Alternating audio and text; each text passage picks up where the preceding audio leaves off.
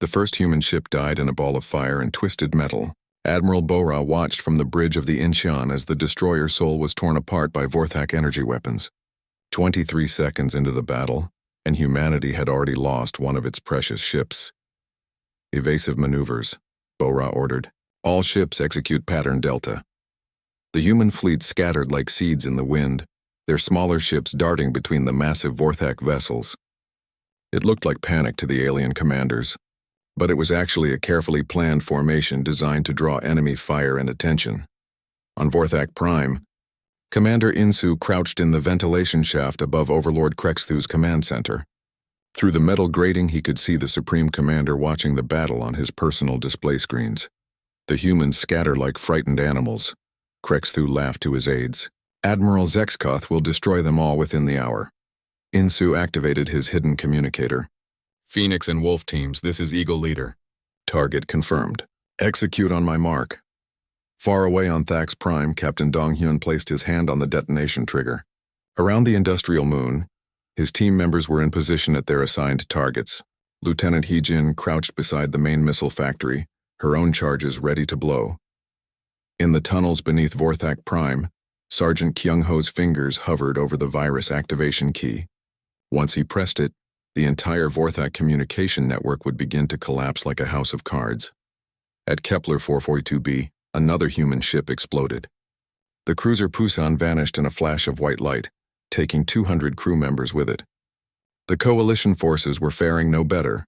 Their ships were being picked off one by the superior Vorthak fleet. High Counselor, Veltar watched the slaughter from his bunker deep beneath the planet's surface. How long can the humans hold out? He asked his tactical officer. At this rate, sir, their entire fleet will be destroyed within 40 minutes. Veltar's mandibles clicked in despair. He had hoped the humans might provide some new strategy, some unexpected tactic that could turn the tide. Instead, they were dying just as bravely and uselessly as every other species that had faced the Vorthak. Overlord Krexthu stood and walked to the great window of his command center. The lights of Vorthak Prime spread out beneath him like a glowing carpet. Soon every world in the galaxy would look the same. Cities built by Vorthak hands populated by Vorthak citizens. Signal Admiral Zexkoth, Krexthu commanded. Tell him to capture at least 10 human ships intact. I want to study their weapons before we visit their home world. As the Supreme Commander spoke those words, Commander Insu pressed the trigger on his weapon. The small device he had planted in the air system released an odorless, colorless gas that was harmless to most species but deadly to Vorthak physiology. Within seconds, every Vorthak in the command center began to collapse. Krexthu spun around in confusion as his aides fell to the floor, their scales turning from metallic silver to dull gray.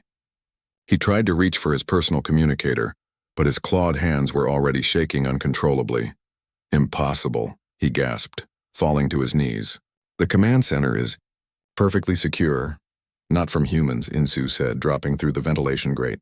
He stood over the dying Supreme Commander, his maintenance worker disguise now seeming almost comical. We have been here for 2 weeks. Krexthu's yellow eyes widened in shock and rage, but he could no longer speak. The gas had paralyzed his vocal cords. Within moments, the most powerful individual in the Vorthak Empire was dead. Insu activated his communicator. Eagle Leader to all teams. Primary target eliminated. Execute Phase 2. Sergeant Kyung-ho pressed the activation key. Across 40 star systems, the Vorthak communication network began to die. The virus program spread through every connected system like wildfire, corrupting data files, scrambling command codes, and severing connections between ships and ground stations. At Kepler 442b, Admiral Zexkoth was preparing to order the final assault when his communication panel went dark. What is happening? He demanded. His communications officer frantically worked at his console. Sir, I am losing contact with all fleet units. The network is experiencing massive failures. Fix it immediately. I cannot, sir. The entire system is crashing. I cannot even reach Vorthak Prime for orders. On Thax Prime, Captain Donghyun and Lieutenant Heejin triggered their explosives simultaneously. The ammunition factories exploded in sequence, each blast triggering the next in a carefully planned chain reaction.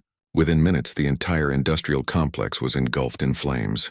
Billions of plasma charges and missile warheads detonated in a fireworks display visible from orbit. The shockwaves knocked Dong-hyun to the ground, but he smiled as he watched the destruction. 80% of the Vorthak fleet's ammunition supply had just vanished in smoke and fire.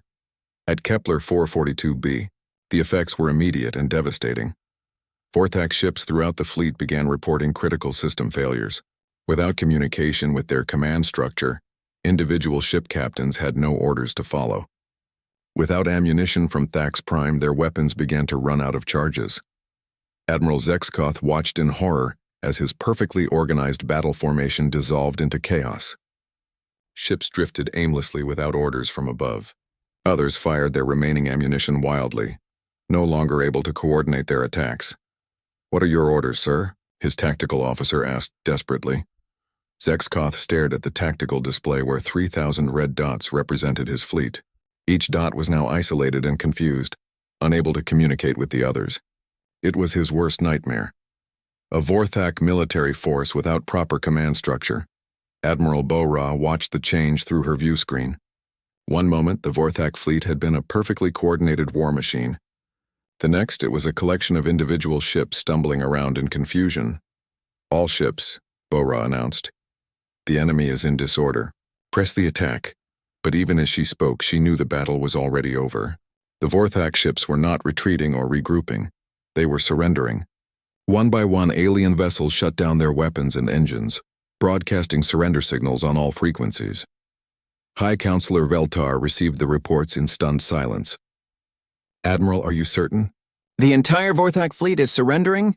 "Confirmed," Bo-Ra replied. "Whatever happened to their command structure, they cannot function without it. Admiral Zexkoth himself has requested terms for the surrender of his forces. In the space of 30 minutes, the most powerful military force in the galaxy had collapsed completely. The Vorthak Empire, which had conquered dozens of worlds and destroyed entire civilizations, had been defeated by a handful of humans with the right plan and the courage to execute it. Sub-Commander Theklar, now the highest-ranking Vorthak officer after his admiral's nervous breakdown, contacted Admiral Bo-Ra directly. "Human Commander, how did you defeat us?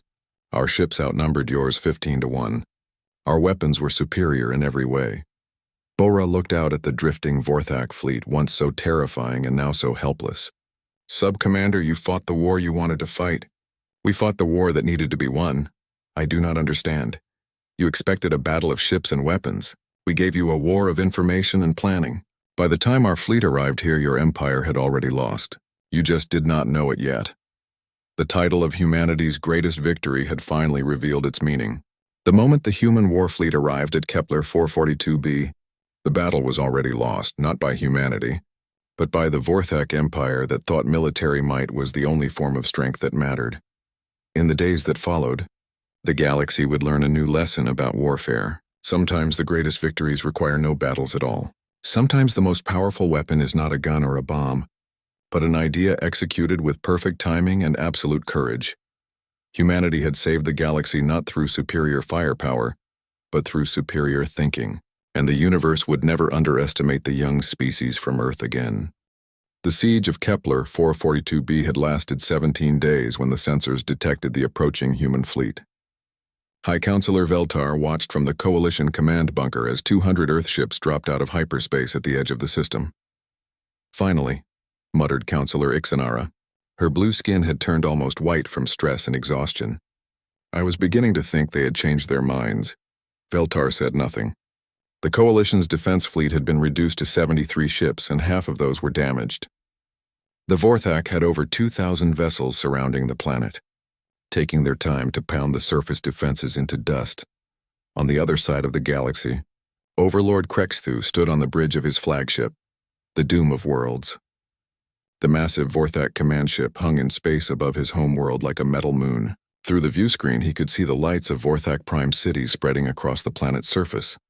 "Supreme Commander," his aide reported, "long-range scouts confirm human fleet arrival at Kepler 442b.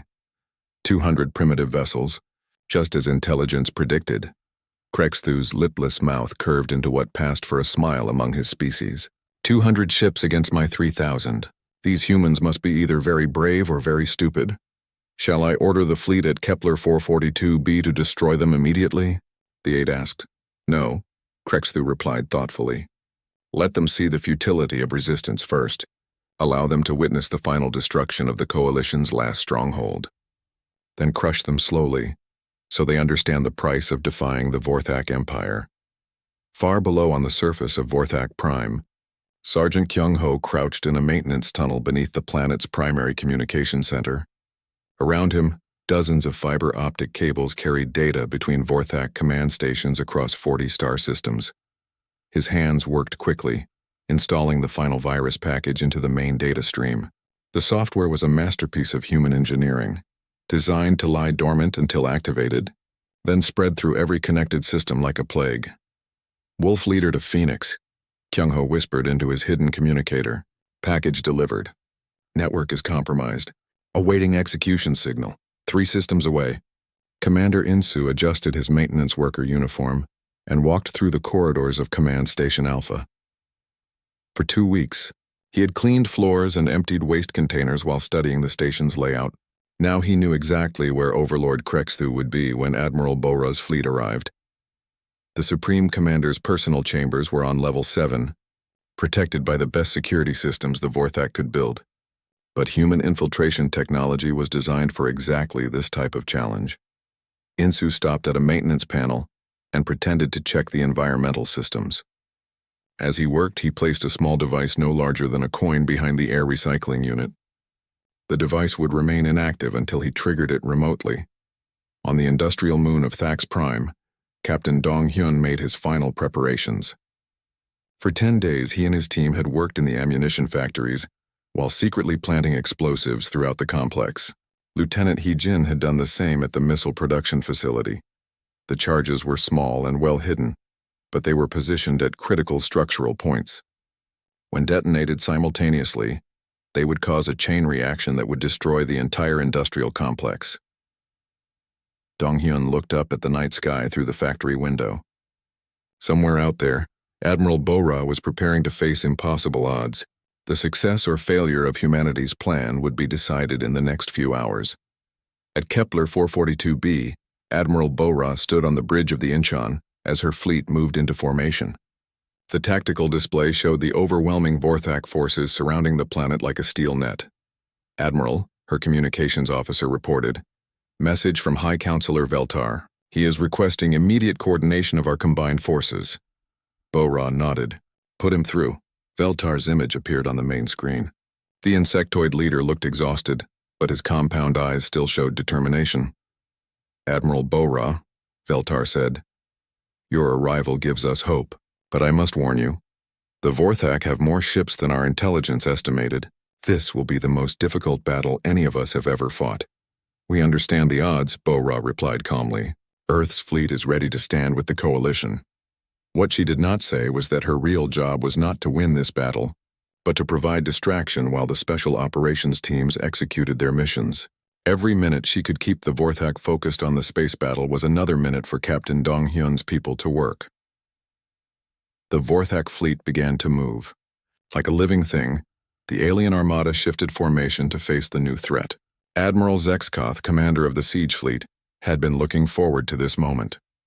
Human vessels are moving to attack position, his tactical officer reported. They appear to be using standard coalition battle formations. Zexkoth studied the enemy ships through his view screen. They looked crude compared to Vorthak vessels with simple designs and obvious weapon placements. This would be more slaughter than battle. Signal the fleet, Zexkoth ordered. We will destroy half their ships in the first assault, then offer them a chance to surrender. I want prisoners to question about Earth's defenses. On SciFiPrime, Overlord Krexthu watched the tactical reports with satisfaction. Everything was proceeding exactly as he had planned. The humans had arrived at Kepler 442b just in time to witness the Coalition's final defeat. Supreme Commander, his aide announced, Admiral Zexkoth reports the human fleet is moving to engage. He requests permission to begin the attack. Krexthu settled back in his command chair. Permission granted. But remind the Admiral that I want some human ships intact for study. Their technology may be primitive, but we should learn what we can before destroying their home world. As the order went out across the Vorthak communication network, Sergeant Kyung-ho smiled in his hiding place beneath the surface.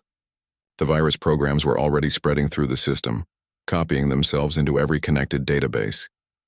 Commander Insu received the signal on his hidden communicator. All teams, this is Eagle Leader. Target confirmed in position. Phoenix and Wolf teams report status. Phoenix ready, came Captain Dong-hyun's voice. All charges placed and armed. Awaiting execution signal. Wolf ready, Sergeant Kyung-ho replied. Virus packages distributed throughout the network. One command will bring down their entire communication system. Insu checked his watch. According to the plan, Admiral Bora would engage the enemy fleet in exactly 12 minutes. The special operations teams had to strike at the precise moment when the Vorthak were focused on the space battle. At Kepler 442b, the first shots were fired. Vorthak energy beams lanced through space, striking the lead coalition ships. 2 vessels exploded immediately, their hulls no match for the alien weapons. Admiral Bora watched her tactical display as the enemy fleet moved to surround her forces. It was exactly what General Wu Jin had predicted. The Vorthak were so confident in their superiority that they were following standard attack patterns. All ships, Bora announced over the fleet communication channel. Engage the enemy, fight with honor, and remember that Earth is watching. Her words were broadcast across all coalition frequencies, ensuring that the Vorthak would intercept them. Let the aliens think this was humanity's desperate last stand. Let them focus all their attention on the space battle while the real war was won in the shadows. The battle was joined, and the fate of the galaxy hung in the balance. Captain Dong-hyun adjusted the torn collar of his refugee clothing and checked his identification papers one more time. The documents claimed he was Dalsu Kim, a mining engineer from the destroyed world of Proxima Station. His ship, the merchant vessel Lucky Star, carried 47 other refugees fleeing Vorthak occupation. What the documents did not mention was that every refugee on his ship was actually an elite human special forces operator. Hidden inside their personal belongings were enough explosives to level a city block. Vorthak patrol ship approaching, whispered Lieutenant Hai-jin from the navigation console. She wore the simple dress of a factory worker, but beneath her sleeve was a device that could crack any electronic lock in the galaxy. Dong-hyun moved to the communications panel. Remember, everyone, we are scared refugees running from the war. Let them see fear, not anger. The Lucky Star shuddered as the Vorthak patrol ship's tractor beam locked onto them. Through the view screen, Dong-hyun could see the alien vessel. It was 3 times larger than his ship, covered in weapon ports and armor plating. Red lights pulsed along its hull like blood through veins. Refugee vessel, prepare to be boarded, came the harsh voice over the radio. The universal translator made the words understandable, but could not hide the cruelty in the speaker's tone. Dong-hyun activated the ship's internal communications. Positions, everyone. Showtime. The airlock cycled open and 6 Vorthak soldiers stomped aboard.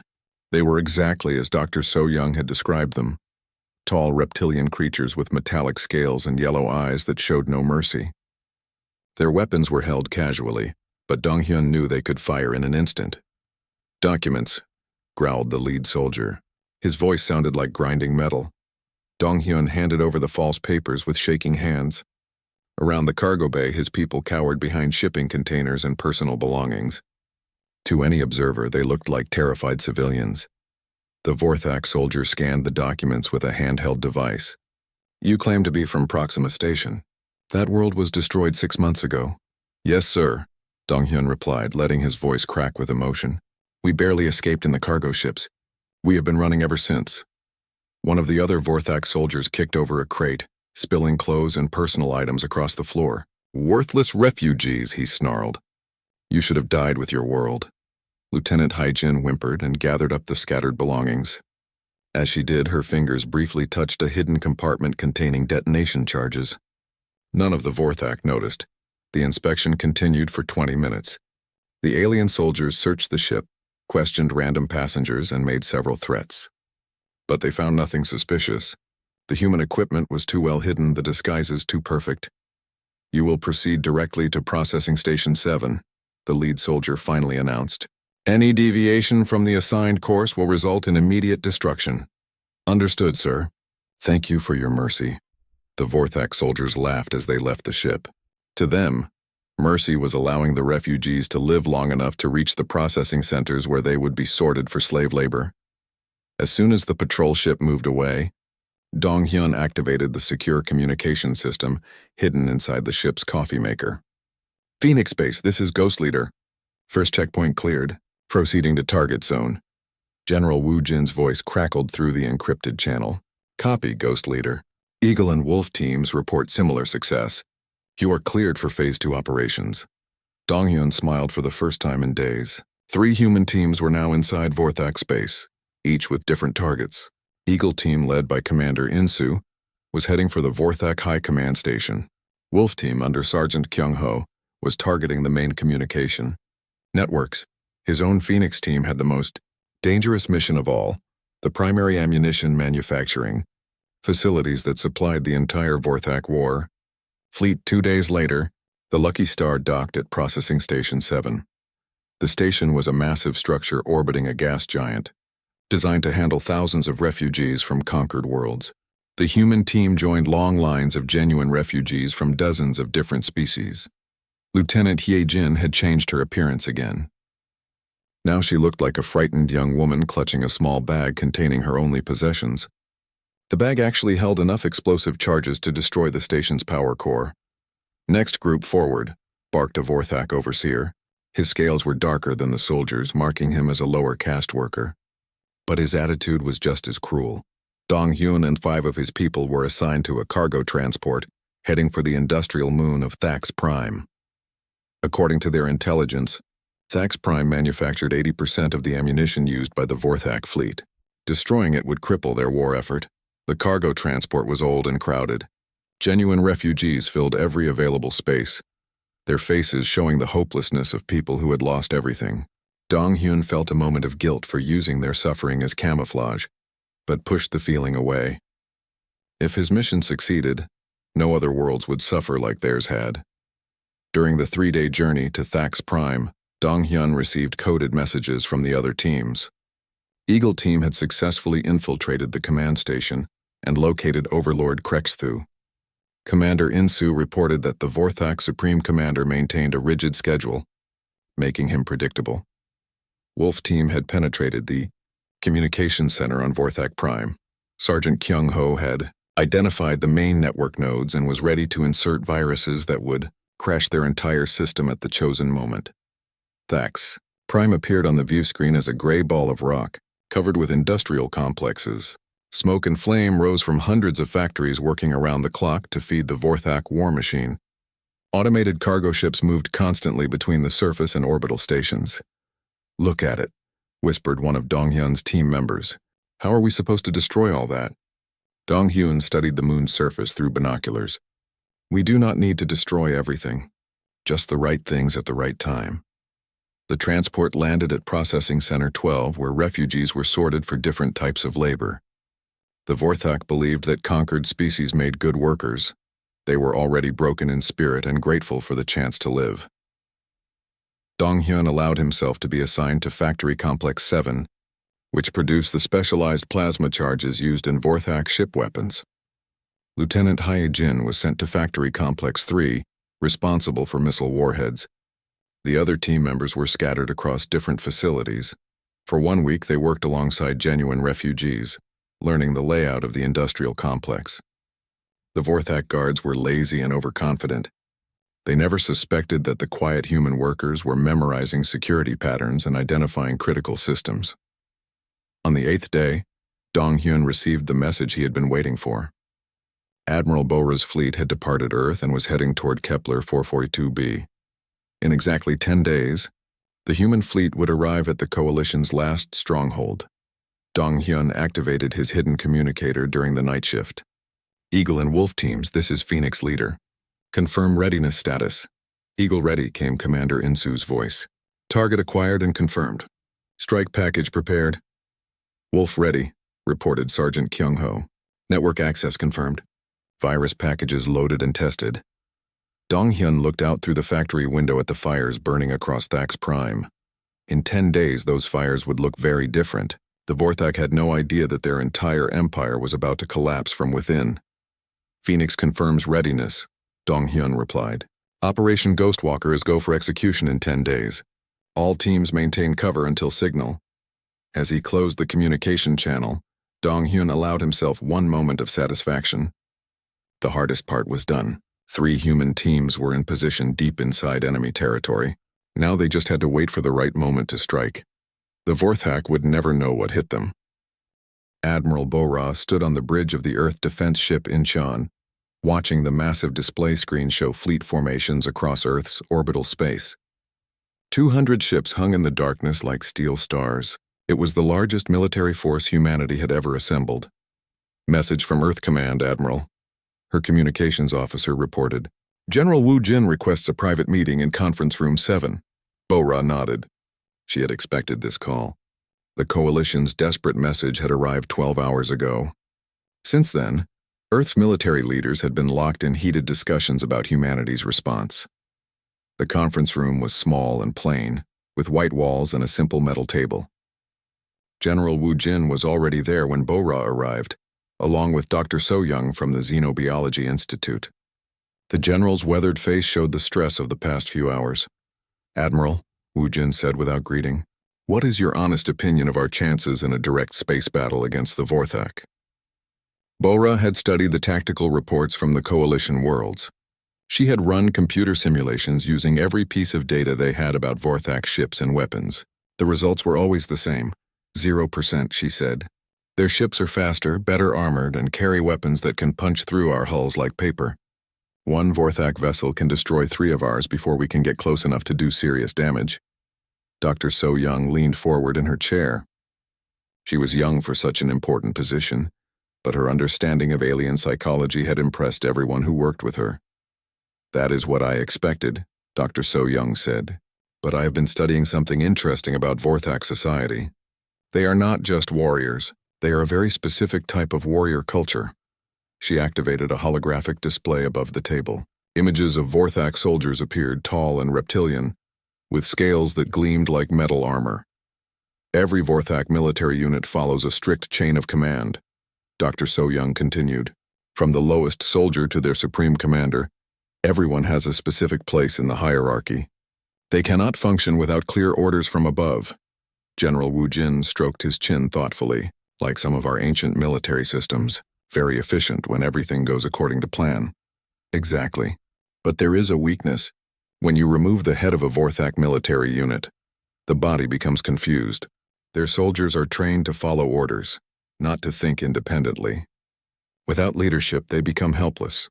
Admiral Bo-Ra studied the images. She had commanded fleets for 15 years, but she had never fought aliens before. Human enemies could adapt, improvise, find new ways to attack. These Vorthak seem different. Are you suggesting we target their commanders? Bo-Ra asked. I am suggesting something much more ambitious, General Wu Jin replied. He stood and walked to the wall display, bringing up a map of Vorthak space. The Coalition expects us to arrive at Kepler 442b with our fleet and fight a traditional space battle.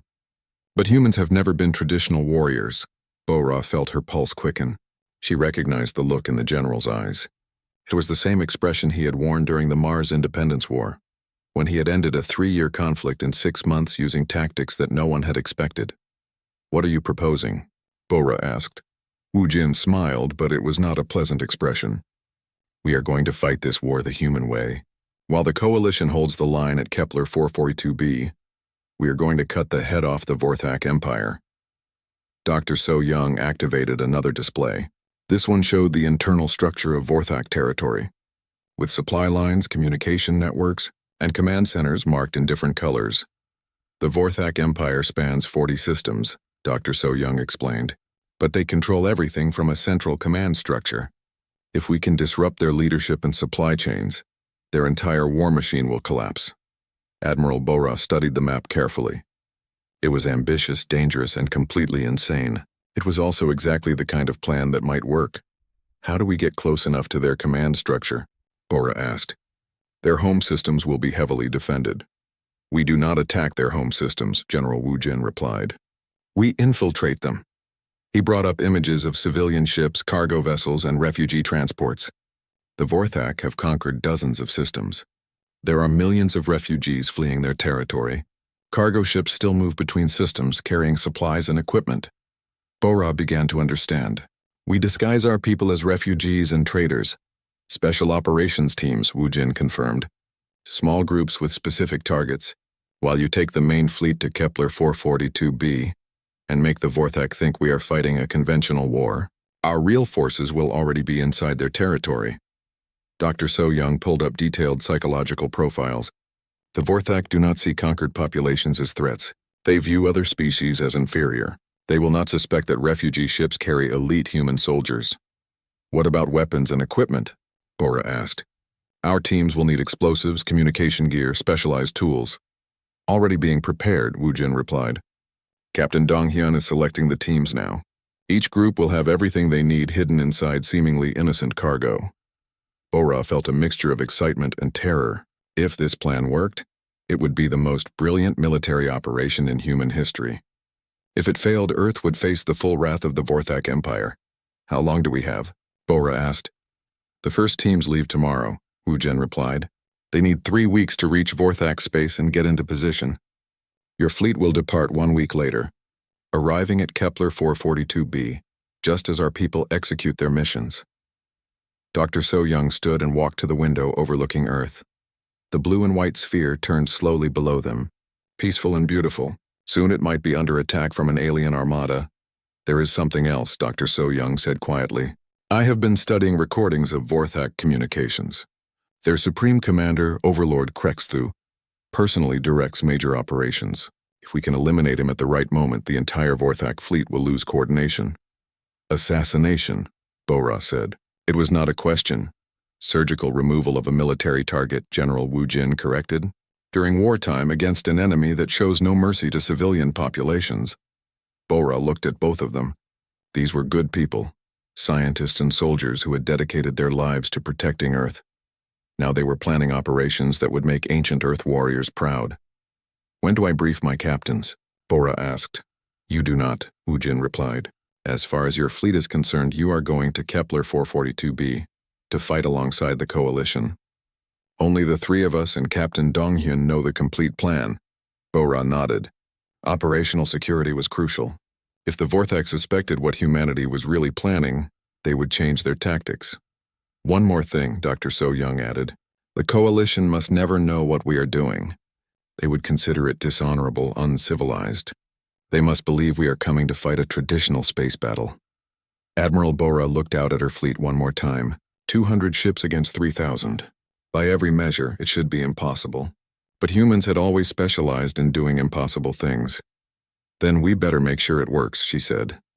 The alarm bells rang across the coalition headquarters for the 3rd time this month.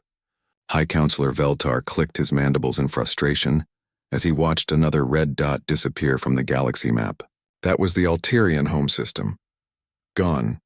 3 billion lives snuffed out like candles in the wind. How many ships did they send this time? Veltar asked his aide. Only 50, sir. The Alterians had 200 defending their world. Veltar's compound eyes dimmed. 50 Vorthak ships had destroyed 4 times their number. The mathematics of this war were simple and terrifying. Each day, the Vorthak Empire grew stronger, while the Galactic Coalition grew weaker. Ambassador Taman stood quietly in the corner of the command center, watching the alien leaders panic. He had been on the Coalition station for 2 years, hoping to secure Earth's membership in the galactic community. Now he wondered if there would be any community left to join. We cannot continue like this, said Counselor Ixanara, her blue skin turning pale. The Vorthak will reach the core worlds within 6 months. We need to consider surrender terms. Surrender? Veltar's voice rose. They do not take prisoners. They do not accept surrender. They conquer or they destroy. There are no other options with the Vorthak. Taman had studied the reports. The Vorthak Empire had swept across the outer rim like a plague. They moved from system to system, crushing all resistance. Their ships were faster, their weapons stronger, their soldiers more brutal. Worst of all, they seemed to enjoy the killing. What about the Terran Federation? Asked a small voice from across the room. Everyone turned to look at the speaker. It was Junior Aide Kepley, barely old enough to serve in the coalition government. Several counselors made sounds of disgust. The humans? Ixnara laughed bitterly. We rejected their membership application 3 times. Their technology is centuries behind ours. They have never fought a space war. What could they possibly offer? Taman felt his face grow warm, but he kept quiet. The coalition had indeed rejected Earth's applications. Too primitive, they said. Too violent, they said. Too young a species to understand galactic politics. They have ships, Kepler said quietly. 200 warships, according to their last diplomatic report. 200 antiques, Councillor Drexvon snorted. The Vorthak have over 3,000 ships. Each one could destroy 5 human vessels without effort. Beltar studied the galaxy map. Red zones marked Vorthak territory, growing larger each day. Blue zones showed coalition space shrinking just as quickly. Soon there would be nothing left but red. How long until they reach Kepler 442b? Beltar asked. His aide checked the tactical display. 3 weeks, sir. Maybe 4 if we throw everything we have at them. Kepler 442b was the coalition's last major fortress world. If it fell, the war was over. The remaining coalition worlds would scatter like leaves in a storm. The Vorthak would hunt them down one by one. Taemin cleared his throat. High Counselor, may I speak? Veltar's head turned toward the human ambassador. In all their meetings, Taemin had been polite but quiet. He observed more than he spoke. Now his voice carried a weight that made the room fall silent. The coalition has always valued wisdom over strength, Taemin said. But wisdom means knowing when to ask for help. Help from whom? Ixnara demanded. Every species in the galaxy is either conquered, dead, or hiding in fear. The Vorthak have destroyed civilizations that were building starships when your people were still using stone tools. Taemin nodded. That is true. Earth is young compared to the coalition worlds. We have never fought aliens before. We have never seen weapons like yours. He paused, looking around the room at the dozen different species represented. Each one was older, more advanced, more knowledgeable than humanity. Each one was losing this war. But we have fought each other for thousands of years, Taemin continued. We know war in ways that peaceful species do not. We understand what it means to fight when defeat means death. Drexavon made a dismissive sound. Primitive warfare. Sticks and stones compared to what the Vorthak bring. Perhaps, Taemin agreed. But sometimes a different perspective helps. The Vorthak have crushed every fleet that met them in direct battle. They have answered every strategy the coalition has tried. Maybe it is time to try something they have never seen before. Veltar stared at the human ambassador for a long moment. Hope was dangerous in war. It made you take foolish risks. But despair was worse. Despair made you give up when you still had options. What would Earth want in return? Veltar asked. Full membership in the coalition, Taemin replied without hesitation. Equal voice in galactic affairs. And a promise that if we survive this war, you will help us build better ships and share your technology. Several counselors began to protest, but Veltar raised a clawed hand for silence. The old insectoid leader had seen 70 years of galactic politics. He knew desperation when he felt it. You understand the odds? Veltar asked. The Vorthak will probably destroy your entire fleet in the first engagement. Earth might not survive their retaliation. Taemin met the High Counselor's compound gaze. We understand. But hiding behind our own borders will not save us if the Vorthak conquer the galaxy. Better to fight alongside friends than die alone. The communication panel chimed. Another system had gone dark. The red zone grew larger. Veltar made his decision. Send the message to Earth. Request immediate military assistance at Kepler 442b. Offer full coalition membership in exchange for their aid. As the other counselors began to argue among themselves, Taemin stepped closer to Veltar. High Counselor, there is something you should know about humans. Yes? We are very good at finding ways to win fights we should not survive. Veltar studied the human's face. There was something in Taemin's eyes that the insectoid leader had not seen in months. Not hope exactly, but a quiet confidence that spoke of hidden depths. I hope you are right, Ambassador, for all our sakes. Within hours, the message was speeding toward Earth at faster than light speeds. The Coalition's last desperate gamble was in motion. Soon they would learn if humanity's reputation for surviving impossible odds was more than just primitive boasting. The galaxy held its breath and waited.